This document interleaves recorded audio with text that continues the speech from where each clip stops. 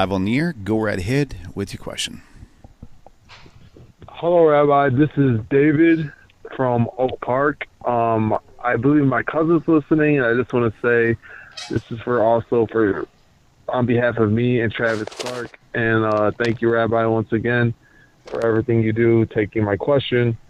So my question is, so if Jesus and his disciples, originally as a Jewish sect, what do you believe was their main objective as compared to today, what Paul took the movement and turned it into? Like, what do you believe?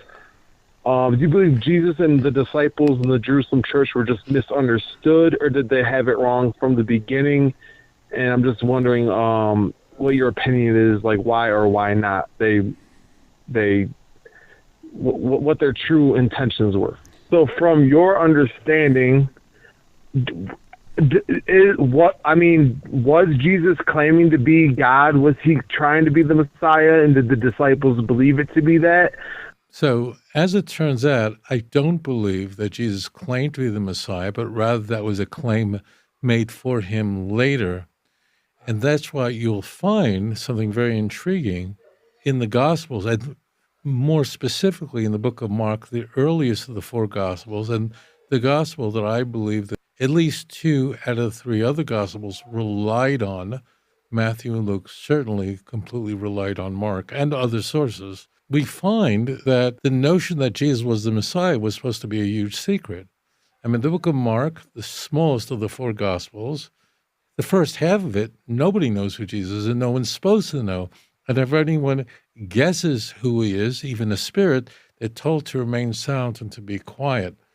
Why would that enter into the calculus? Why would they insert that? And this is not restricted just to Mark. You'd find it in Matthew chapter 16, verse 20. Literally, we are told that it was a secret. No one's supposed to know he's the Messiah. How did that creep in?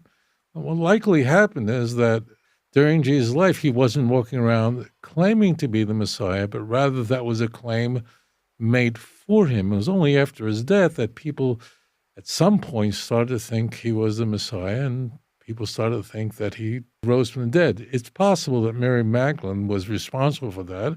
After all, she was probably a woman who struggled with mental health.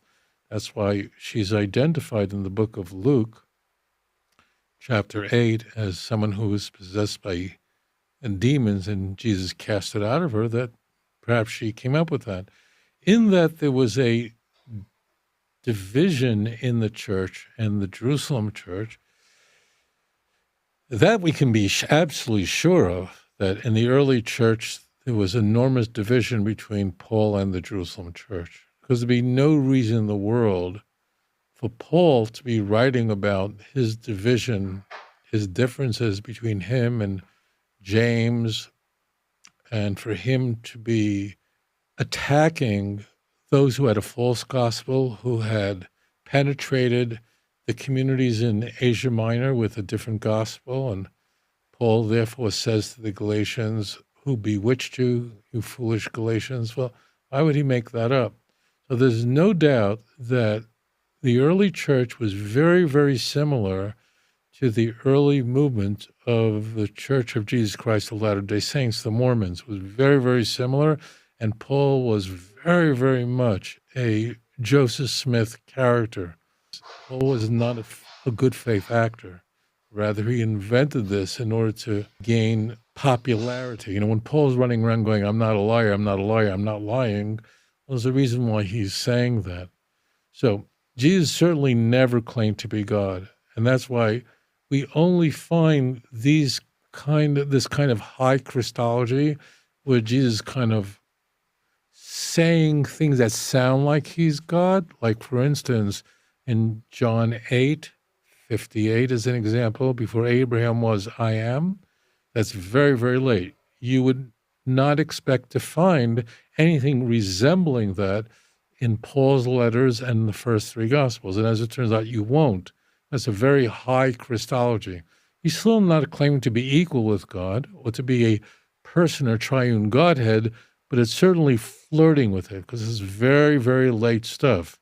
the prologue of John, which means the first 18 passages of the book of the fourth gospel, you have a high Christology. In the beginning was the Word, and the Word was with God, and the Word was a God. It doesn't have the hotheos, but a God. So we have a fairly high Christology, and the Word became flesh and dwelt among us, John 1, verse 14, a central feature of the prologue. So I think that in the earliest stages of the Christian world, now, Jesus didn't write anything, right?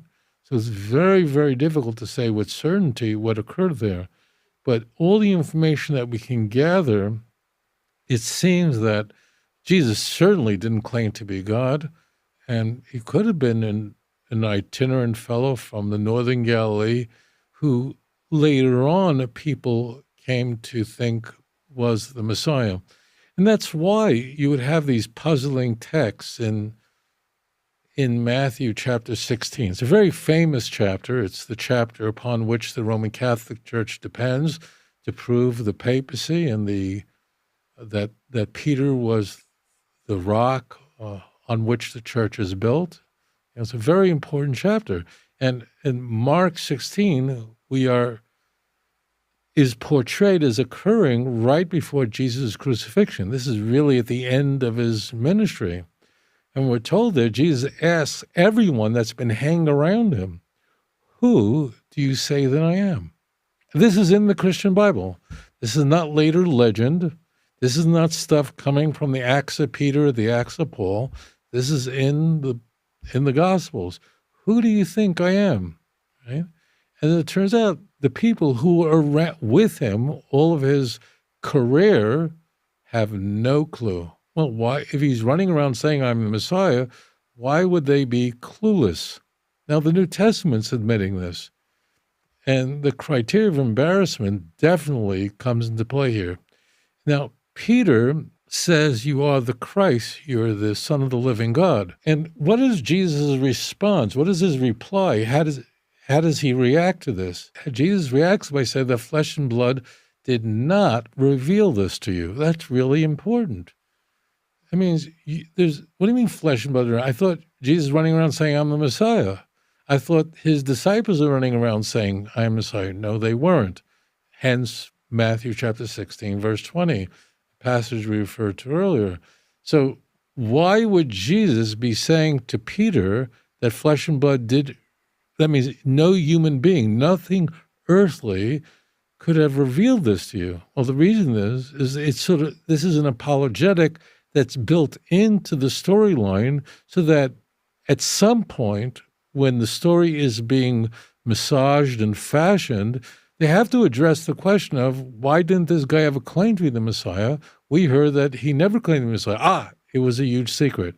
And you could sniff out this Gnostic idea that there's a secret, an esoteric idea that only few people have or almost nobody has. This is very much the mystery religion. We're living on a broken world.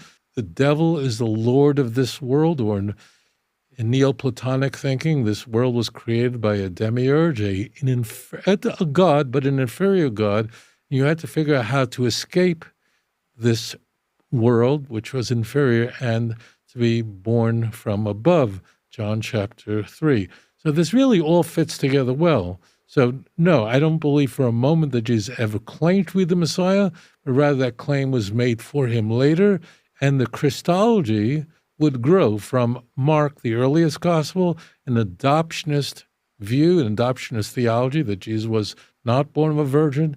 After all, the book of Mark, whoever wrote it didn't think there was anything unusual about Jesus' conception. We're introduced to Jesus as an adult in the book of Mark.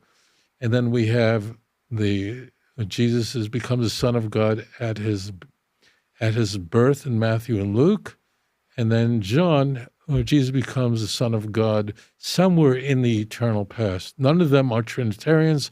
None of these Gospels, the doctrine of the Trinity, is highly developed and will only become the orthodoxy of the church in the 4th century at the Council of Nicaea and reaffirmed later at the Council of Constantinople. So no, if you would have been around in the year 30, you would not have met anybody like with the name Jesus or Yeshua claiming to be the Messiah. That was a later Christian invention that was then interpolated into later books like the letters of Paul and the Gospels that are written in the second half of the first century. אדון עולם אשר מלך